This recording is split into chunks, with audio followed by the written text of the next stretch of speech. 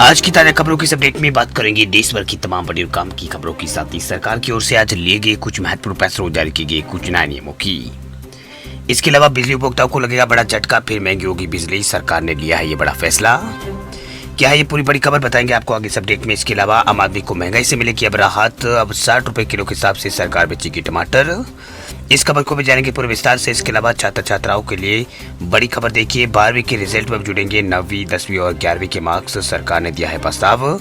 इस खबर को भी जानेंगे पूरे विस्तार से।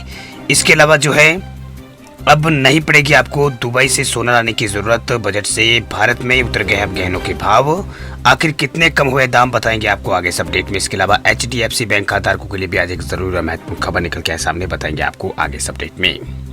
तो बुलेटिन शुरुआत करते हैं आज की पहली बड़ी खबर से। तो पहली बड़ी खबर देखिए, सरकार ने 60 रुपए किलो की दर से टमाटर की बिक्री का लिया है निर्णय। NCCF के 18 सेंटरों पर होगी बिक्री।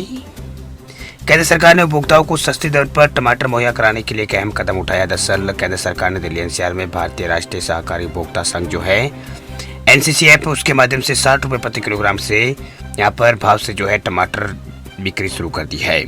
वही संबंध में केंद्रीय उपभोक्ता मामलों के मंत्री जो है प्रहलाद जोशी, उन्होंने सोमवार को प्रेस कॉन्फ्रेंस को संबोधित करते हुए कहा है कि सरकार ने दिल्ली NCR में 60 रुपए प्रति किलो के हिसाब से टमाटर बेचने का निर्णय लिया है। उन्होंने बताया कि NCCF के 18 सेंटरों के माध्यम से टमाटरों की बिक्री जो है शुरू की गई है। उन्होंने कहा कि इसके लिए जो है हमने 3 मंडियों से जो है 15,000 किलोग्राम टमाटर खरीद कर जो है NCCF के सेंटरों में भेजे हैं। वही केंद्रीय मंत्री जोशी ने कहा कि दिल्ली NCR में टमाटर का भाव जो भी 70 से 80 किलो यहाँ पर 80 रुपए प्रति किलो के हिसाब से चल रहा है। इसके मद्देनजर सरकार NCCF के जरिए एक आदमी को 1 किलो टमाटर अभी दे रही है।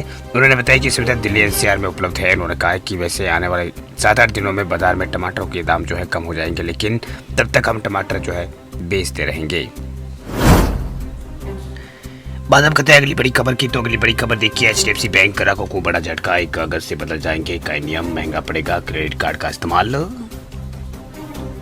अगर आप HDFC बैंक के ग्राहक हैं तो आपको जो है झटका लग सकता है। दरअसल HDFC बैंक के 1 अगस्त से अपने कई नियमों में बदलाव कर रहा है, जिसका सीधा असर आपके क्रेडिट कार्ड पर पड़ेगा, यानी उसका असर क्रेडिट कार्ड यूजर्स पर पड़ेगा, जिस वजह से HDFC क्रेडिट कार्ड का इस्तेमाल करना महंगा पड़ेगा। दरअसल थर्ड पार्टी ऐप्स के जरिए पेमेंट रेंट भरना जब महंगा होगा। दरअसल क्रेडिट और पेटीएम और मोबीक्विक और फ्रीचार्ज जैसे थर्ड पार्टी पेमेंट ऐप के जरिए किए जाने वाले सभी रेंटल ट्रांजैक्शन पर एक बिजली चार्ज जो है वसूला जाएगा। इस चार्ज की कैपिंग जो है 3,000 रुपये प्रति ट्रांजैक्शन होगी। ये नियम जो है 1 अगस्त से लागू हो जाएगा। वह रेंट पेमेंट के अलावा एजुकेशनल ट्रांजैक्शन भी जो है इसे करना महंगा होने वाला है। एजुकेशनल ट्रांजैक्शन के लिए थर्ड पार्टी ऐप्स के माध्यम से भुगतान पर चार्ज को बढ़ाकर 1% कर दिया गया है। हालांकि कॉलेज और स्कूल की वेबसाइट या फिर उनकी POS मशीन के जरिए ट्रांजैक्शन और इंटरनेट एजुकेशन पेमेंट पर किसी प्रकार का कोई भी चार्ज नहीं लिया जाएगा। अगर आप HDFC बैंक के क्रेडिट कार्ड्स के जरिए 15,000 रुपए से कम की फ्यूल पेमेंट करते हैं तो आपको एक्स्ट्रा चार्ज नहीं लगेंगे। हालांकि एक बार में 15,000 रुपए से ज्यादा का फ्यूल पेमेंट अगर आप करते हैं तो आपको 1% एक्स्ट्रा चार्ज देना होगा। इसकी मैक्सिमम लिमिट जो है 3,000 रुपए है। अगर आप बिल भरने के लिए भी क्रेडिट कार्ड का इस्तेमाल करते हैं तो आपको 70 क्रेडिट की जरूरत है। दरअसल 50,000 रुपए से कम के ट्रांजेक्शन पर कोई एक्स्ट्रा चार्ज नहीं होगा, जबकि इससे ज्यादा पर 1% चार्ज जो है देना पड़ेगा। तो HDFC बैंक क्रेडिट कार्ड धारकों के लिए बड़ी खबर सामने आ रही है। बात अब करते हैं अगली बड़ी खबर की। तो अगली बड़ी खबर है, बिजली उपभोक्ताओं को बड़ा झटका देखिए, फिर महंगी होगी अब बिजली, सरकार ने लिया है फैसला।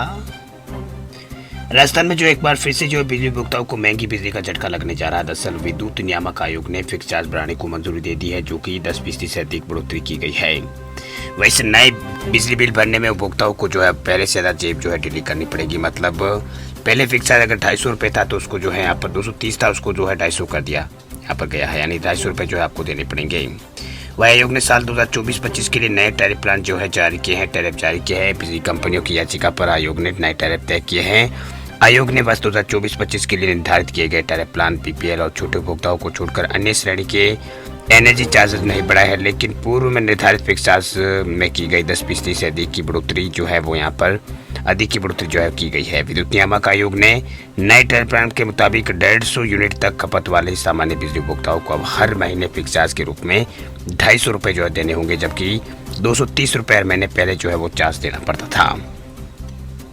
वही 150 से 300 यूनिट तक खपत वाले बिजली उपभोक्ताओं को हर महीने फिक्स चार्ज के रूप में जो है 300 रुपए देने होंगे। पहले इसके लिए 275 रुपए का चार्ज लेना यहाँ पर निर्धारित किया गया था। इसके साथ ही उद्योगों के लिए भी जो है ली ओवर पिक ओवर के हिसाब से बिजली आयोग पर रेबिट और एक्स्ट्रा चार्ज और छोटे और मध्यम उद्योग चार्जिंग स्टेशनों पर अगर सुबह 6 से 8 बजे और शाम को 6 बजे से 10 बजे तक बिजली का उपयोग होगा तो 5% अतिरिक्त चार्ज लगेगा।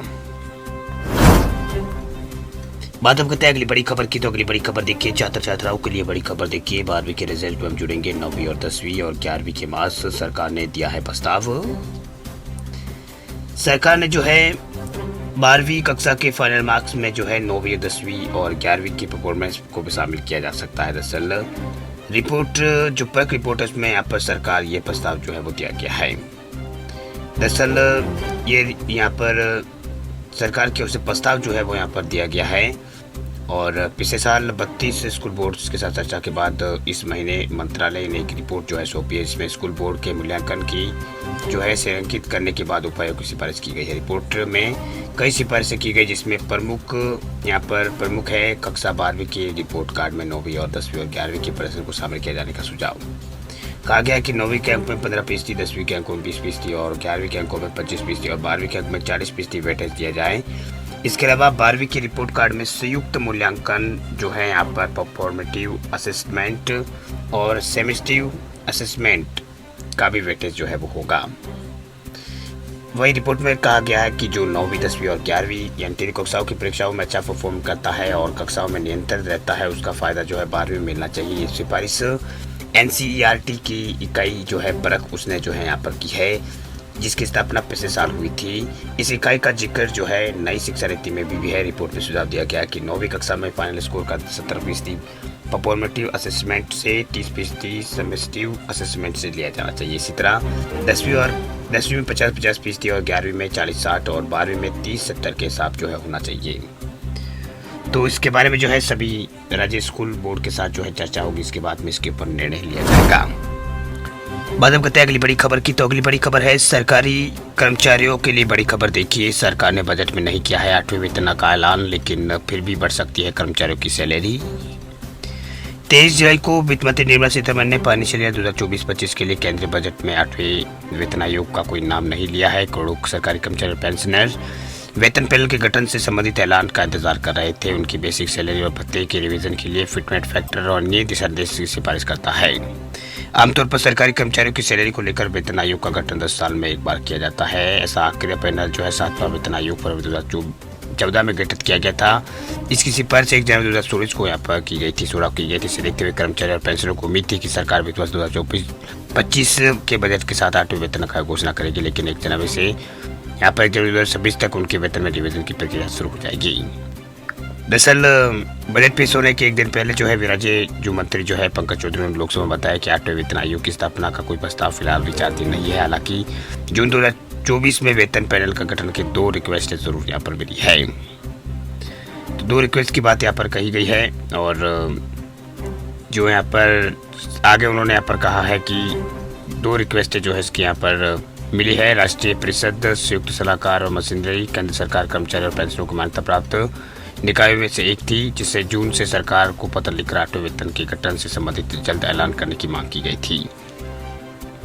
वीडियो अच्छा लगे लाइक कर दे, चैनल पर नए चैनल को सब्सक्राइब कर दे आप और साथ में बेल आइकन को भी दबा दे ताकि खबरें जो है आपको मौसम से जुड़ी और देश भर की तमाम बड़ी खबरें जो है रोजाना सबसे पहले मिलती रहे। वीडियो पूरा देखने के लिए आपका बहुत बहुत धन्यवाद।